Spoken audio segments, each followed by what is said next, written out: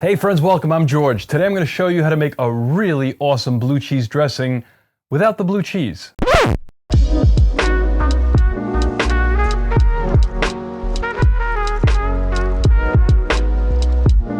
I mean, you're free to make this recipe with blue cheese if you want, if you like blue cheese. My bride does not. And regardless of whether she does or doesn't, making a really good blue cheese dressing requires a really good blue cheese, and that can be a bit challenging to find and expensive. My ideal blue cheese dressing is made with sweet gorgonzola. It's pricey. I made some with this cheese. It's really nice. Similar in texture and sweetness to gorgonzola, and not terribly expensive and not very salty. I purchased it from Costco. If you like blue cheese, you will likely like this one. Today we're going to substitute the blue cheese with feta. Organic feta. Not only will I show you how to make this delicious dressing, I'm gonna make a killer salad that goes perfectly with it and give you some reasons why you should be making your own dressing, always. Start with a cup or 240 milliliters of organic sour cream, 1 cup of this wonderful avocado oil-based mayo, which I love because I don't use soybean oil, and about 2/3 of a cup or 200 milliliters of organic milk. Now be sparing when you're adding the milk. Keep some behind to adjust the thickness you're looking for once you add the feta cheese later. Now these are Worcestershire sauces, or sometimes they're called Worcester sauces, sometimes what's this here sauce. Original Worcestershire by Lee & Perrins is made with fermented anchovies. This one is made with organic ingredients and it's 100% vegan. Now the rest of the ingredients in this one, they seem okay, but I just never had it before, so I'm gonna give it a taste right now and see if it'll make a decent substitution for the Lee & Perrins, which is what I typically use.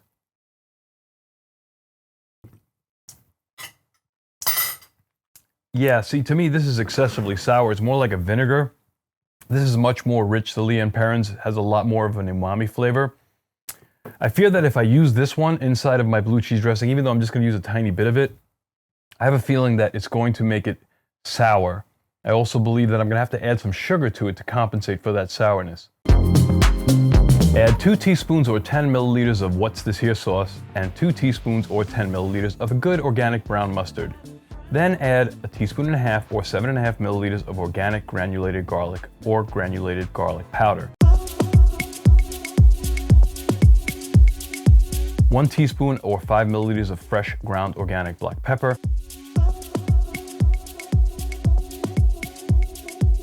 And 7 ounces or 200 grams of crumbled organic feta cheese. We want to add a little less than a tablespoon of organic lemon juice or 12 milliliters and a tiny dash of Tabasco. We're talking drops. Mix it all up.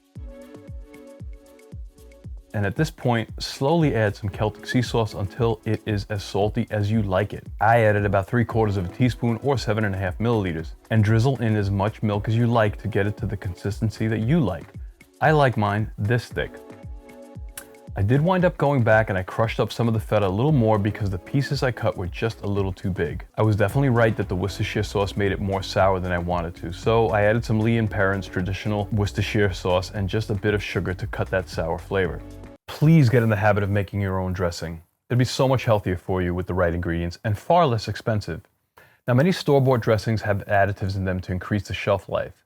Unfortunately, the additives may be decreasing our shelf life. Now this dressing has a high fat content, but also a fairly low carb content, and it will have fewer carbs if you make it with sweet gorgonzola rather than feta. It will last in the refrigerator for a couple days, and it will actually taste better if you let it sit in the refrigerator for a few hours before you serve it.